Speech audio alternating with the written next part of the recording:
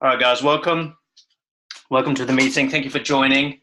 In today's session, we'll cover conditional logic, we'll cover SmartB, and we'll cover calculated field. And if we'll get a chance, we'll look at some validation rules as well. As always, if you've got any questions, feel free to add them into the chat and we'll try and answer them on the spot. If not, we'll cover them a little bit later as well. All right, cool. Let's get started. So let's talk about conditions. Conditions are just so important because you're going to end up writing a business logic on it. Chances are 9 out of 10 times you will always use conditions. So let me show you how it works and what you need to do and what are some of the good practices.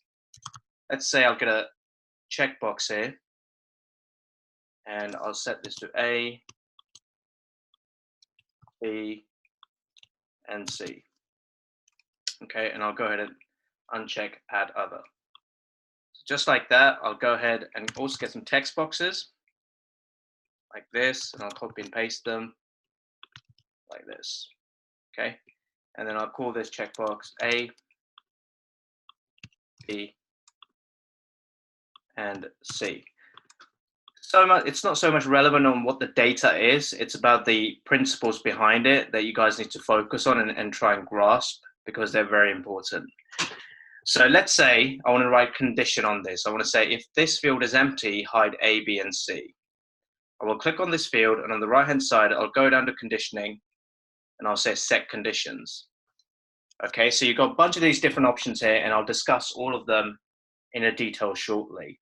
So if I say if current field is empty, then go ahead and hide A, go ahead and hide B, and go ahead and hide C. Okay, and I'm going to click apply. A couple of things you need to be aware of. One is this, support opposite. What does support opposite actually means? It means that whatever criteria you write, it will do the opposite if this is checked. So let me give you an example. So I've said if current field is empty, go ahead and hide, okay? And now if I click apply and save and preview, you know that because this field is empty, the boxes are hidden. So if I check them, they are hidden.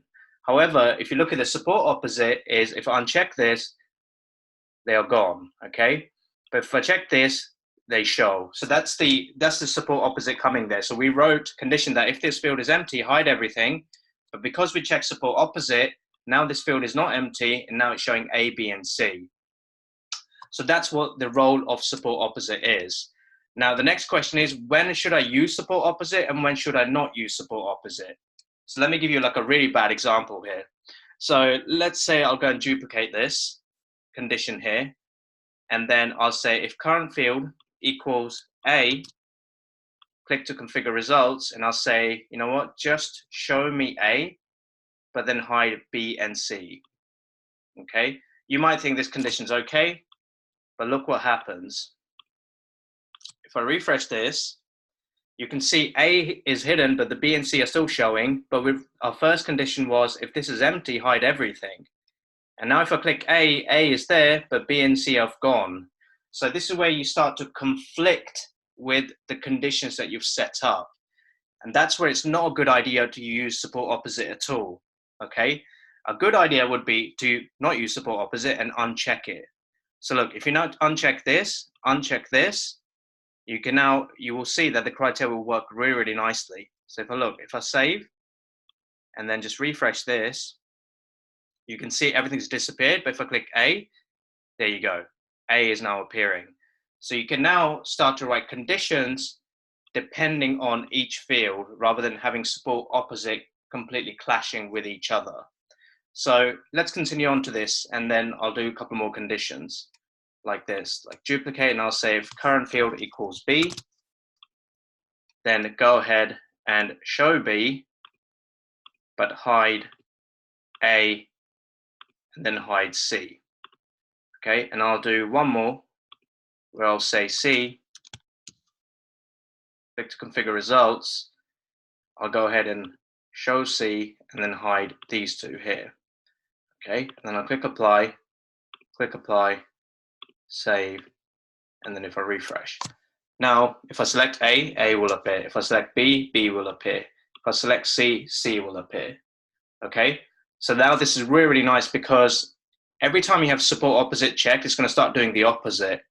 If you have multiple conditions on a specific element, then it's not a good idea to use support opposite.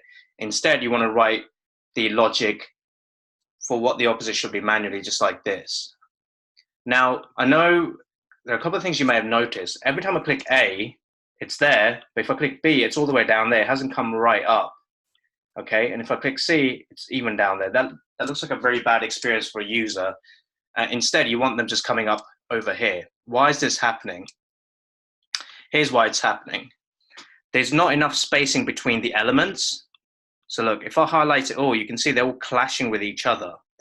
So what you want to do is, whenever you're setting up conditions and you think your logic is right, however, they're still not performing as per your criteria, then chances are the issue is in the spacing.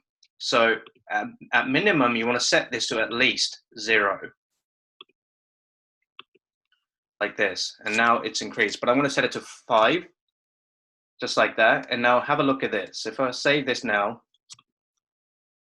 and preview, you can see A is coming up, nice. If I click B, B is coming up, nice. And if I click C, it's coming up as well. It hasn't ended up all the way down there. Okay, so these are a couple of very minor but very crucial points that you need to be aware of when you're setting up conditions. And you can do tons of stuff from here on, really, and it's completely up to you. What I want to talk about next is the role of force execution. What does this do, and when do you need to have it enabled? So for that, I'm going to just get rid of all these fields, and I'll explain what force condition does. Let's say I'll get a text box, and I'll call this text box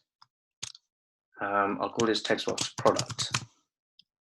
And then I'll get another text box, I'll just copy it, and I'll call this one quantity. Okay, so if I click save, and then I click on this field, I'm going to write a condition. I'm going to say set conditions. I'm going to say if current field is not empty, then go ahead and make sure that your quantity is mandatory. Okay, like this. And I'm going to click apply and click apply, save, and then preview. Okay, so if I type something in here, I'll just say test, and then this becomes mandatory. So that's good. But what if I go ahead and write another condition? I'll say add rule. Actually, I'll just duplicate this one. And then I'm going to uncheck support opposite. And I'm also going to uncheck force execution. Okay, and I'll explain when to check these. So let's say if current field is not empty, this one, instead of mandatory, I'm also going to set the value to be, I don't know, 1000. So there are two things happening. So what we said, rule number 1, if it's not empty, make it mandatory. Rule number 2, if it's not empty, then go ahead and make quantity, set the value as 1000. Okay, so if I click apply, click save, and then run this, and if I type test in here, you'll notice it set this to mandatory, but there is no 1000 here. Okay, why is that not appearing? And here's why. With force execution, if you write multiple rules on a field, you need to make sure force execution is ticked. And what that means is this: it will evaluate the first criteria, and then it will force execute the second criteria as well. So if I now show you the before and the after, this is how it works. If I now type test, you can see it's also set it to mandatory as well as a value that I've specified. So that's what force execution does. So just to recap, here's what we've done. We've said if current field here is not empty, the first rule is set this to mandatory. And in the second rule, I've said if it's not empty, set the value to be 1000. Okay. And then if these were unchecked, only the first rule would execute. However, if these both were checked, the first rule will be executed, and then the second rule will be executed. So that's the role of force execution. And then I'll knock off a couple of minor points here, which are you can move up and down if you want in terms of these conditions. That's completely up to you. You can add multiple criteria within a condition. So you can say or, and you can even use brackets. If you want to see the condition, the friendly condition, it will show you what the friendly condition is on that. And then you can also delete. You can add multiple. You can add as many as you like, really. And Formtitan gives you a lot of flexibility in that area. So that's like conditions in a nutshell, but there are so many more things you can do when using a condition. So let me show you as well how it works. Let's say I'll delete this, apply, and we'll get rid of this. What I'm about to show you is like how to use conditional logic on a section to update multiple accounts that you want or criteria. So very, very cool. But before I jump onto that, Benny, do you have any questions or anything you want to add? I'm just sitting and enjoying. Okay, perfect. Okay, so what I'll do is I'll get a section in here, and then I'll actually make this section to be repeated like this. And I'll set it to auto sizing. I'll uncheck this. What I'm going to do is, you're going to have to bear with me a little bit because I'm just going to set this up right now. So we'll get a text field, and we'll call this account name. And in this one, we'll just call it account number.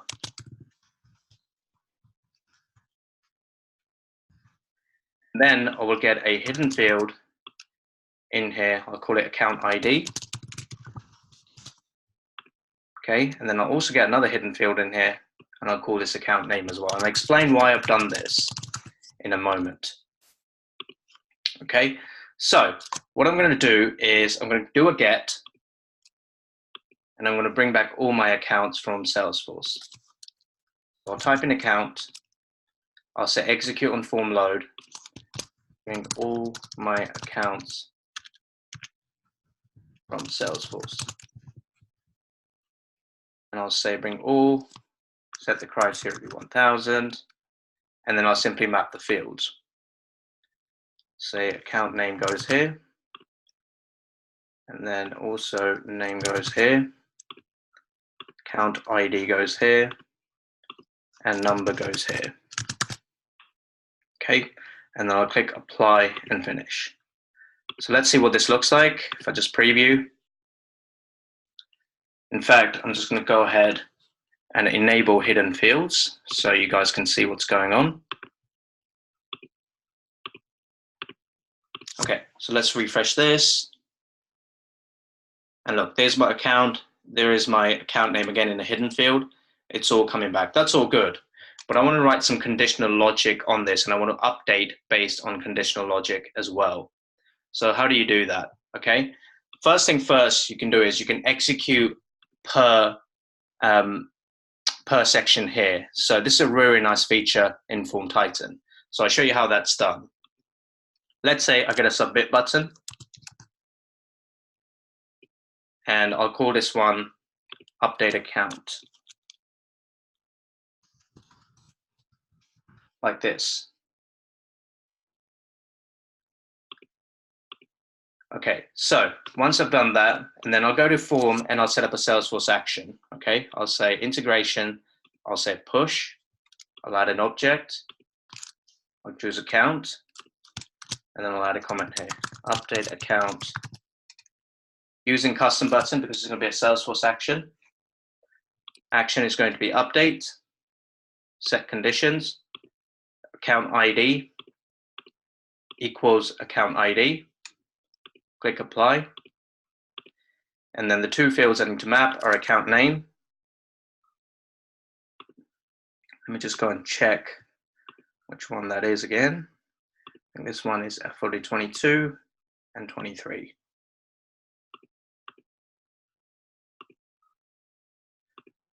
So here we go. We're going to say account name here, and then number here as well. Account number. apply, and finish. Once I've done that, and I go click on this and say set Salesforce action, there is my list, okay? But just setting this isn't good enough, okay? This won't work.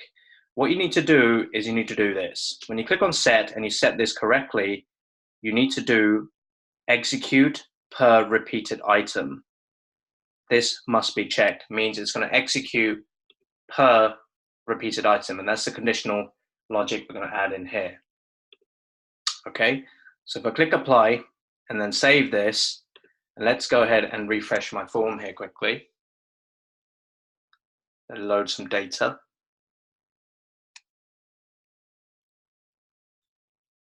Okay, so we've got some stuff here, and what I'll do is I'll go ahead and amend some stuff. I'll say demo and shows 1, 2, 3, and then I'll just call this demo 2019. If I go ahead and update this, it's only going to update this specific account, and it's going to leave everything else alone. So to prove you how that works, if I go to form integration logs, and there is my update that's happened. So if I go in there now,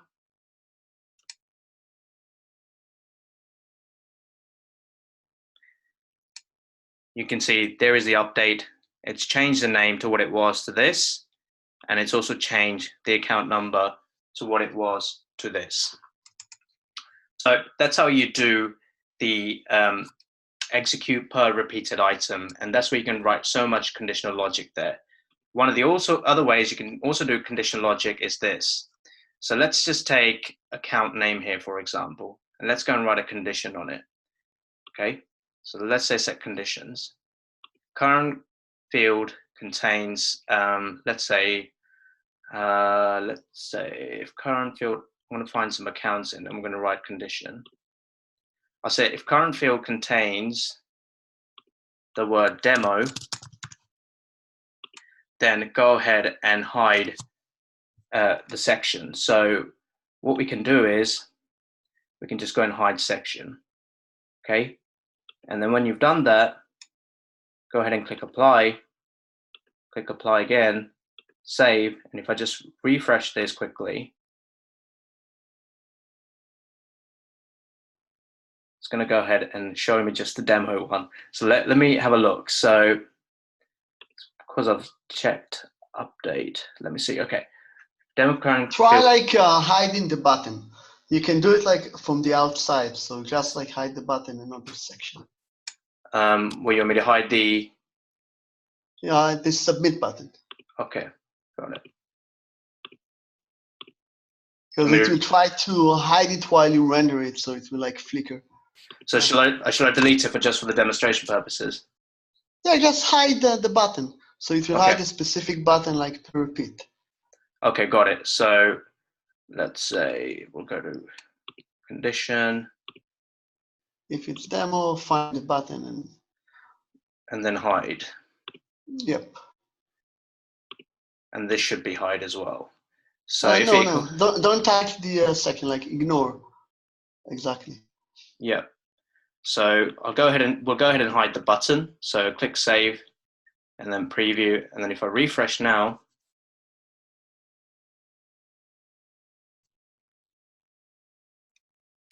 you can see that because it equals demo, it's hidden that button there.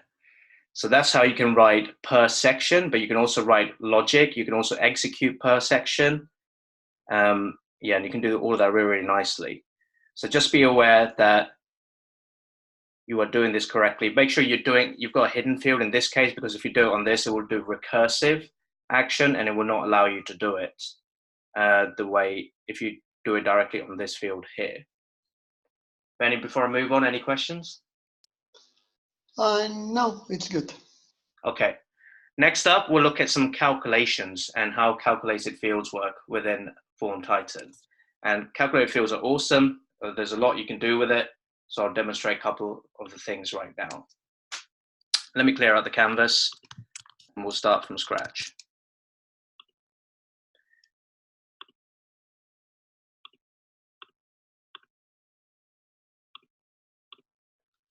Okay, let's say I've got a field. I'll get two fields. I'll call this one price, and then I'll copy this one, and then we'll call this discount,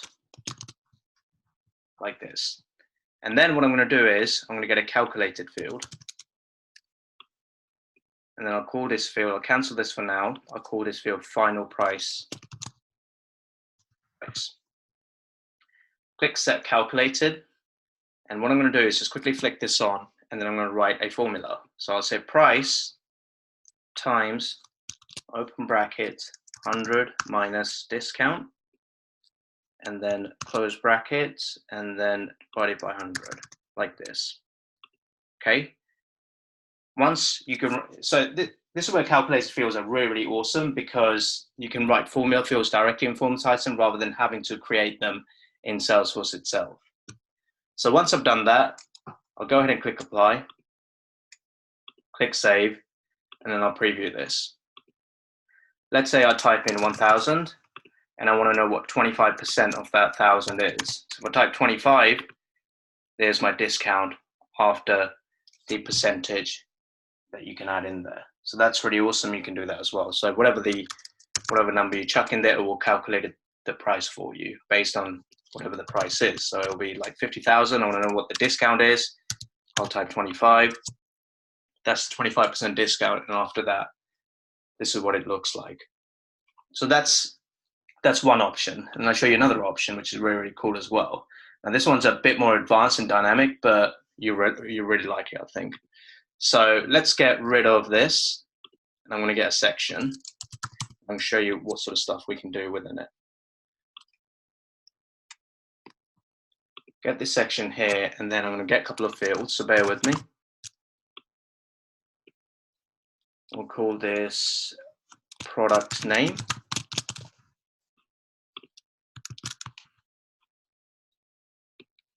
We'll call this one quantity.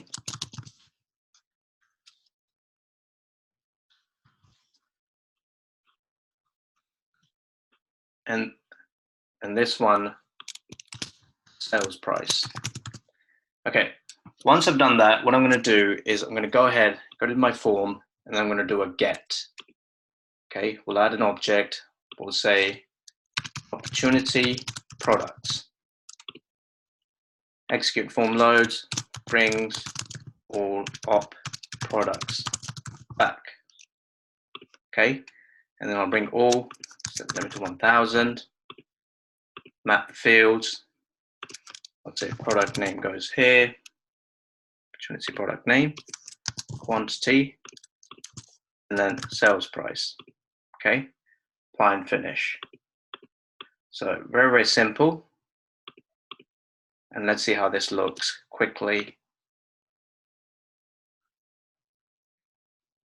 Cool, but let me just set this to auto sizing. Like that. Okay, so let's refresh this. Okay, good. So now what I want to do is I want to use a calculated field to do sales price times quantity, and that will bring me back the pricing based on whatever it is. So let's go ahead and do that. What I will do now is I'll get a calculated field here. I'll just chuck this in here like this. And then I'll do quantity times sales price like that. Okay. And then apply, I'll save. And then let's just do a refresh here. See what it looks like. Okay, so you can see now it's timed quantity times the sales price gives you the total calculated field. Okay, and look, it's done that for it's done that per section as well. So it looks really, really nice, really, really good. And it's brought that back here into this. Now that's per opportunity product here, but what about if you wanted to know the full sum for all the opportunity products that you have? So that's very easy to do as well, and it will do it dynamically and really nicely as well. So let me show you how that's done. So if I go back into the form, and I'll tell you what, I'll go ahead and rename this quickly. I'll call this price per product. And then on top, I'll bring another calculated field here. And then what we'll do is we'll just drop price per product in here like this, apply it. And then what I'm going to do is I'm just going to call it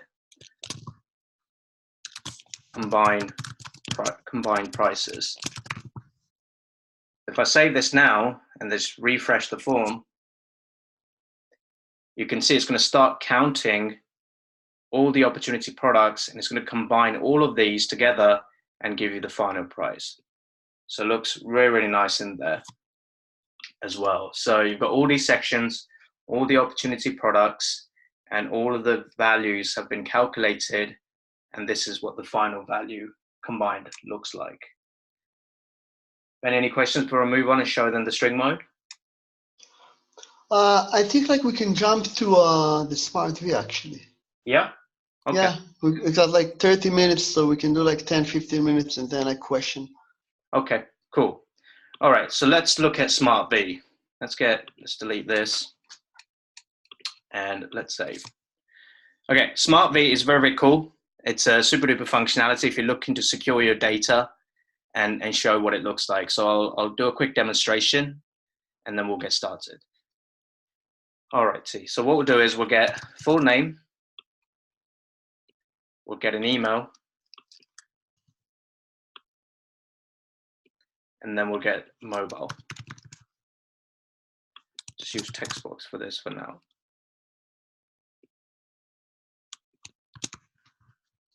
Next, you want to type SmartB like this, and then just drag it onto the layout.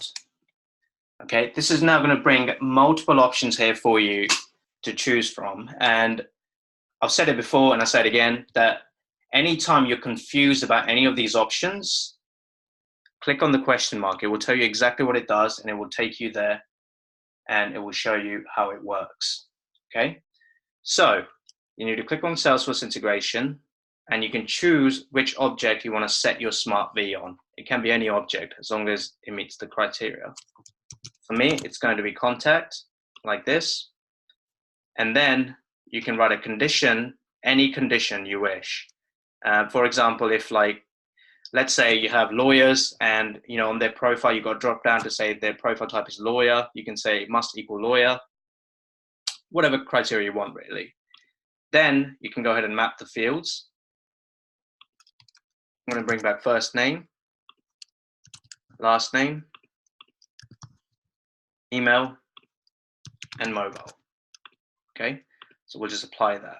This is good, but this is where the magic really happens. Here, I'm going to choose contact ID, and I'm going to make sure that's my value that's going to get passed in. Next, I'm going to choose email, and I'm going to make sure that's what can be. So email is required because otherwise we'll not be able to send you a two-factor authentication code unless you decide to use a mobile phone or etc. So email is really good. And then finally, the secret key. Why do we need the secret key? Well, in case, let's say you're storing your two-factor authentication code in the org, you will need a secret key. And secret key stores that two-factor authentication code. I'll show you a quick example. I'll go to one of my contacts now.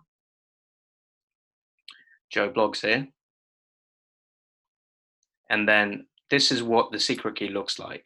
Okay, and it's storing the two-factor authentication code. So once I've done that, I've specified my email, specified my secret key, specified my value. I'll click apply, save, and then I'll go ahead and preview. Right, here's my login screen. Looks pretty cool. And this is fully customizable. You can set it up with your own branding, change the colors everywhere, so it will never look like it's Formtitan's. Then simply the end user will go ahead and type their email. Email must exist in the org. If it doesn't, it will not be able to log them in. Go ahead and log in. And now what this is going to do is send me a two-factor authentication code to my email. I'll go to my email.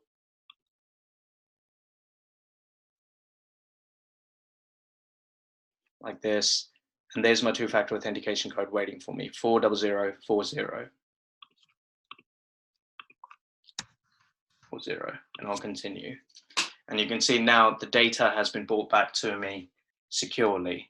And this is huge for any company that's looking, that really cares about their data and just doesn't want to use the record IDs here. And instead you want to use something that's incredibly secure and allows you to do so much stuff in here. I'll go through a couple of the features within SmartB, show you what they do and how you can best utilize them if required. First thing first is I want to talk about enabled session, okay? And I'm going to demonstrate why this is important, how it actually works. So what I'll do is I'll just quickly get a submit button. This isn't going to do anything, but I want to use it for demonstration purposes, like this. So back to SmartB. What does enable session do?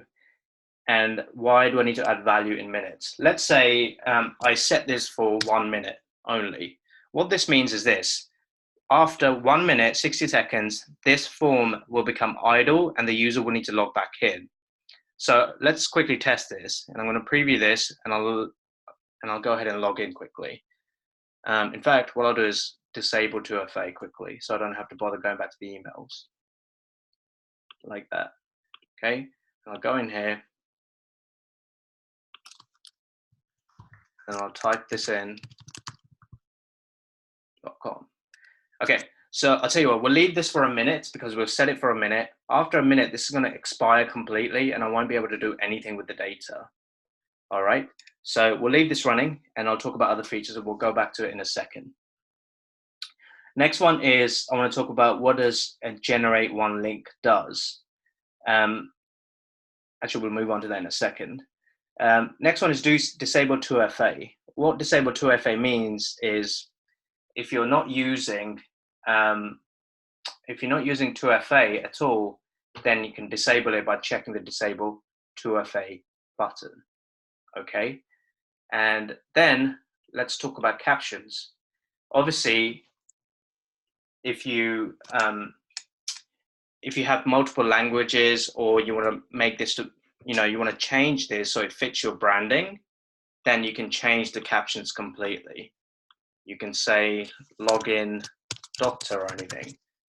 It just makes a more personalized experience and you'll be able to do that completely within the captions itself. And if you're using multiple languages, this is, again, will come really, really handy to be able to amend these captions so people know and they can follow their own language and log in successfully as well. Next up is email settings. Now, with email settings, you can send the 2FA code and you can completely modify the template here to send it. This is what it looks like for me at the moment. It's very generic, out the box and standard. It will say, hey, use the following security code in order to log in to the demo form. But you can completely modify this to whatever you need and then make sure you send it. You can even set up a form from name reply to. This is interesting when it says disable email notification. What does this mean? That means if you check this option, the end user will not be receiving the code via the email anymore, okay? And you may be asking, well, why do I need to disable it? And here's why. Let's say you want to send this to your customers via SMS.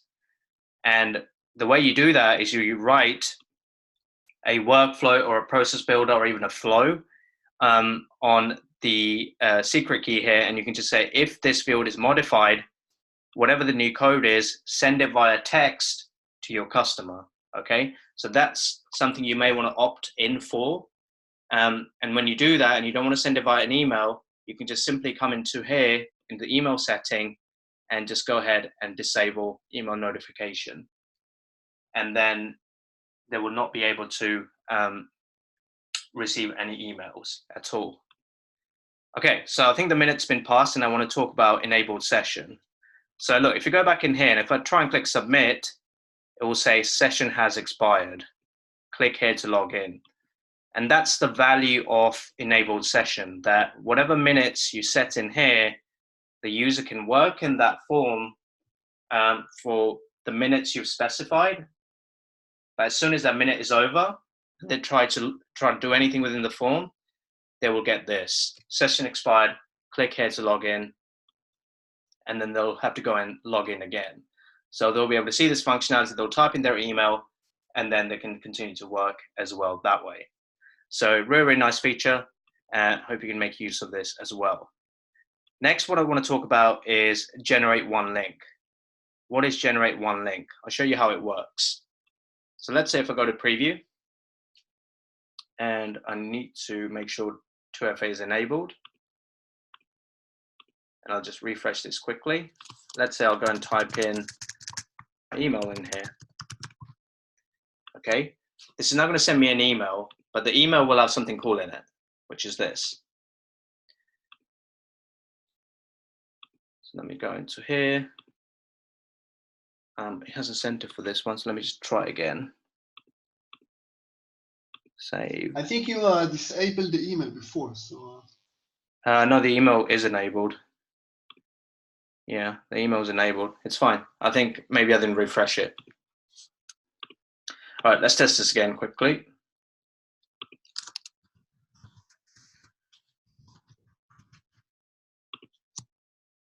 Okay, it's going to send me a 2FA. Let's wait for this to come through. Okay, we'll have to have a look at that anyway. I don't know what's happened there. But the point being is this, that when you enable that generate one link, what it does, that it sends you the code, but it also sends you the link together. So what you can do is, as soon as you click on the link, it will take you into the form without having to copy and paste or even type in the code in here. So it's just one click. Someone has to click on there and it takes them right in there. So really kind of solves the issue of having to copy and paste for anybody, makes it really, really easy. And you can enable that through generate one link. Next, what I want to talk about within the SmartB is allow registration. And what does this mean? When you check allow registration, let's say you set this up on your website or you've embedded it somewhere and the user doesn't even have any login for them to log in. What they can do is they can register. So let's say I'll go ahead and type in a URL in here, something like https www.formtitan.com, something like that. And then I'll say, click here to register. And when I apply that and I save and I preview, you can see there's this really nice option here that allows you to, so what you can do is you can have another form and you can link the form directly to this URL. So any customers that are trying to log in but can't because they don't have an account registered with your organization, you can set up click here to register. And when they click on it, it may take them to another form or anything that you've set up, and then they can go ahead and register, and then they can re-log in back into this form through their new registration password. So that's another really, really handy feature as well. Benny, is there anything you want me to cover in specific? Yeah, go to the form setting optimization, show them how to translate to multiple languages. So click custom translation. Yeah. So basically, if you have a multilingual form, so you can create a translation even for the SmartB. So let's say choose something. Scroll down, you see all the way down. You can customize the get and also the SmartB. So keep in mind, everything is fully configurable. Like, yeah, it gives you a lot of options and a lot to learn, but you can do it as well. Yeah, and then all you have to do is modify the labels in here directly. And once you've modified them, and then let's say you end up in the language, for me it's French in general here, it will work and it will customize the entire experience as per the language. Really, really nice feature as well. So you got tons of options available within the SmartB. And then from there on, you can do multiple objects as well. As we go a couple of minutes, I'll just quickly show you how you can bring back the related account for this contact. So let's say I'll get a hidden field. and we'll call this account ID. Okay, if I click on my SmartB here, go to Map Fields, configure Salesforce integration, and let's say I want to bring back my account ID with the account ID.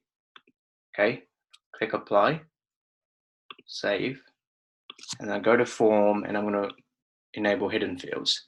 Next, what I'll do is I'll go ahead and add a few fields like text box, and then we'll call this one account name, and then call this one account number. I'll delete this quickly. Now you can do a get. So this is like one-to-many, many-to-many. So yeah. So look, here you can go to Salesforce integration. You can go to get. You can add object. I'll say bring back from account.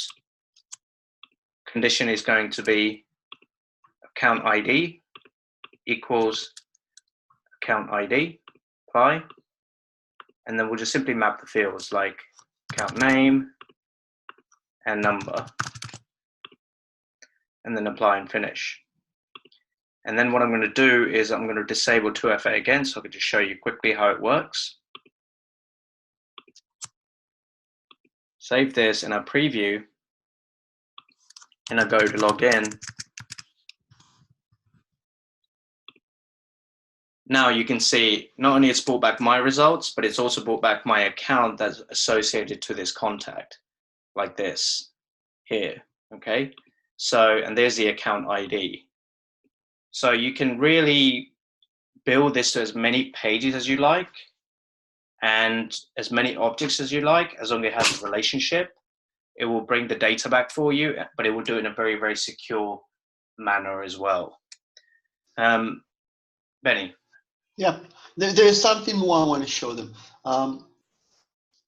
In the SmartB, sometimes you want to log out. You want to allow the user to log out. So what you need to do, there are like two options. Option number one, like a button. So you can take it from here. You know what to do. Sure.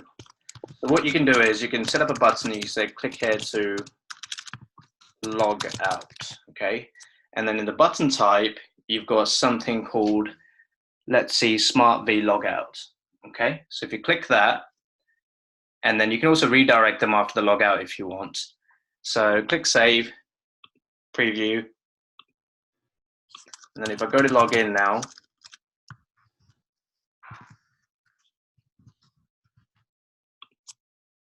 and I'm good and I'm happy with this, I can say click here to log out, and it logs me out directly. So that's one way of doing it. Yeah, there is another way. You can do it with, there are a few others ways. You can do it with the link. So you can add a link. Like an href, yeah. And then you got the advanced on click. And then choose SmartB logout. Okay. You got the execute button. Look. Oh yeah, there you go. So you just choose to submit from there on. No, actually, like it's missing. But what we can do, you can like click execute JS. I'll show you. Good. Click like with control. Go to open this link. There's like ft logout. Like copy the URL of the index. Yeah, 1 second. I think like with control it should be clickable. Fine.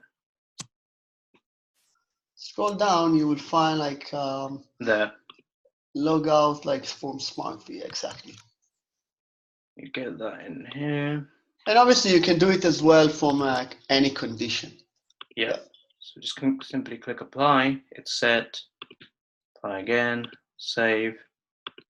Preview.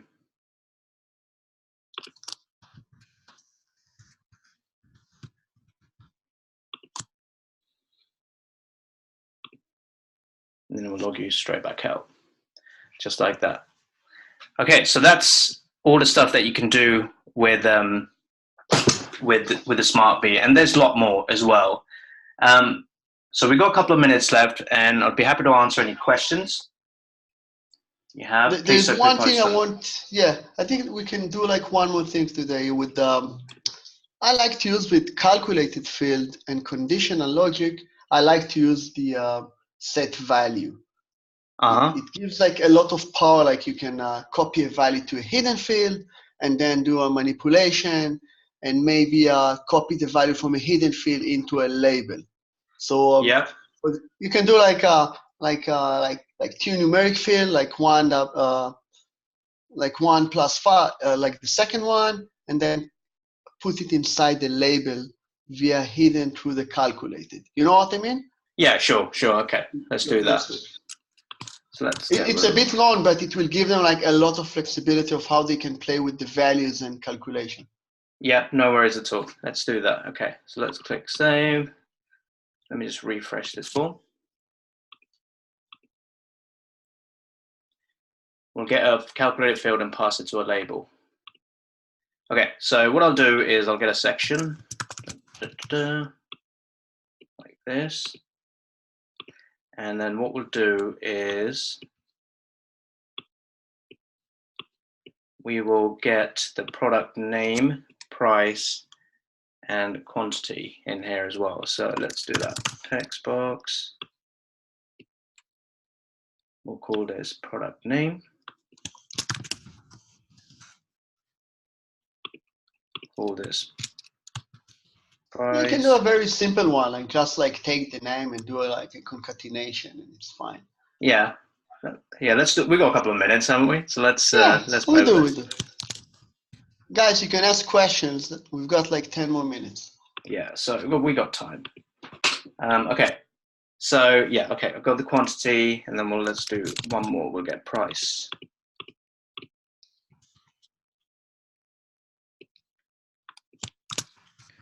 Right, so then we'll get a calculated field in here.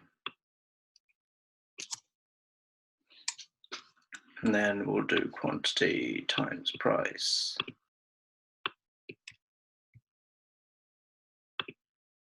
Quantity times price, and then we'll call this one total, just like that. You can also hide it per device, the calculated. So this is how it looks much better. Yeah, and then what I'll do is I'll get a label. And a hidden field in between. And I'll get a hidden field as well, like this. So what we want to do is we'll just say get the value from here and then pass it to here. So let's see.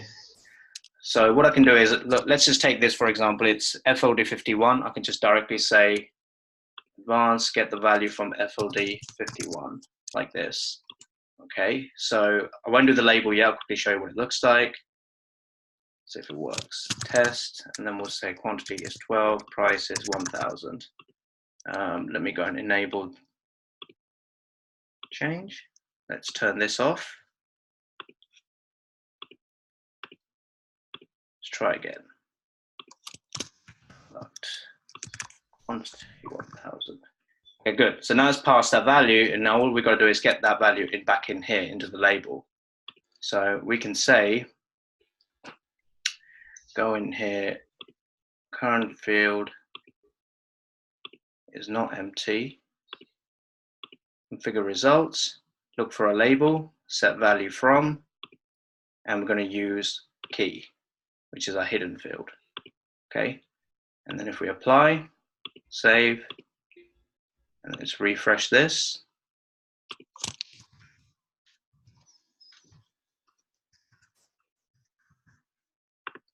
And you can see that it's passed the value directly from the hidden back into a label like this.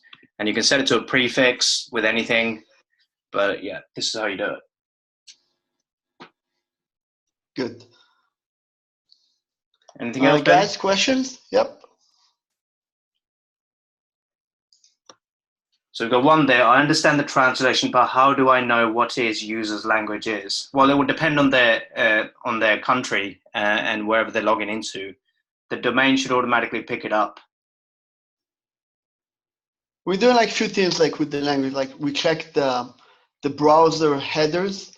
There's like a language headers like based on your keyboard and your operation system. Go to the hidden field. Let's say the new hidden field. I'll show you something.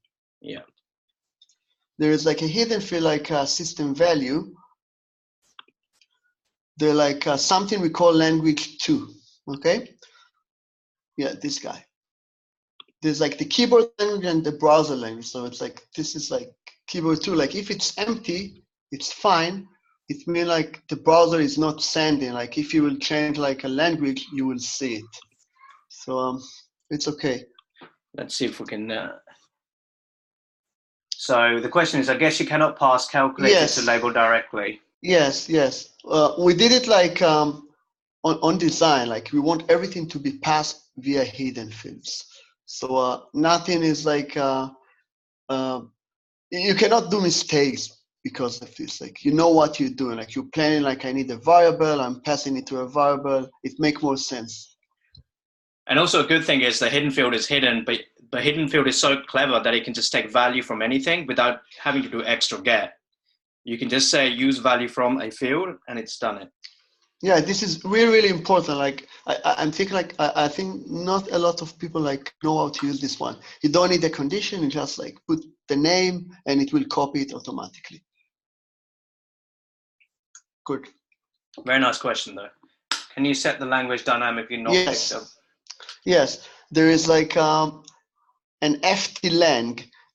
Open the URL, like the browser, like the publish URL.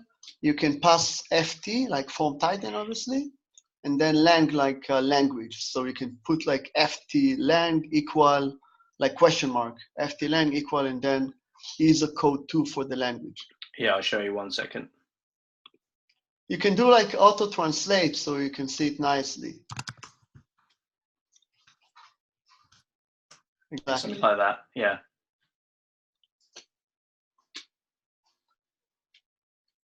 Anything else, guys?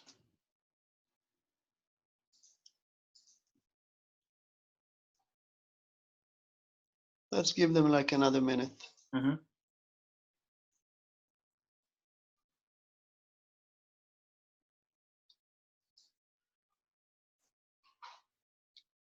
Okay. All right, guys. Thank you so much. Really appreciate you guys coming along. I will get this recorded and have it uploaded so you can rewatch it in case a concept you didn't quite understand right away. But we really appreciate your time. Thank you so much. Thank you for joining us. And we got 2 more sessions tomorrow, so hopefully we'll see you there as well. Really, really appreciate it. Thank you. Bye-bye. Thank you. Bye-bye. Thank you.